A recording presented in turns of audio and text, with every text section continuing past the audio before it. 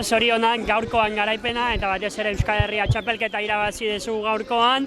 Erregulartasuna adierazita azken hilabeteetan, beraz zorionak gaurkoagatik eta Euskal Herria txapelketagatik. Gaurkoa gogorra izan da berogatik eta ibilbideagatik ere, ez? Karrera oso gogorra izan da, eta Girgillanon atakatu dut, joan gara 3 eta gero joan nahiz bakarrik, eta jozen harrapatu didate 5, eta metaraino hemen lorkan atakatu dut, eta joan nahiz bakarrik eta metaraino.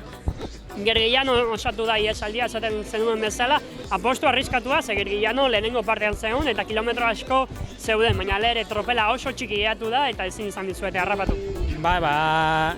Saiatu dut, eta ondo atera zait, joan nahiz beste bikin, baina pelotoia atzetik etortzen zen, eta beraie paratu dute, gelditu dira, eta ni esan dut, saiatuko dut, joan nahiz bakarrik, eta harrapatu didate atzetik.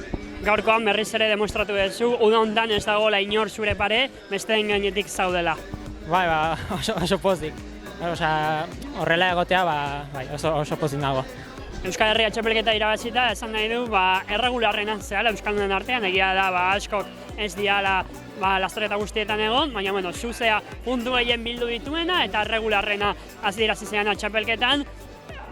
Pirilen hasi ginen Durangon eta gaur arte hilabete gogorrak, gora beratzuak, baina garaipena zuretzen izan da.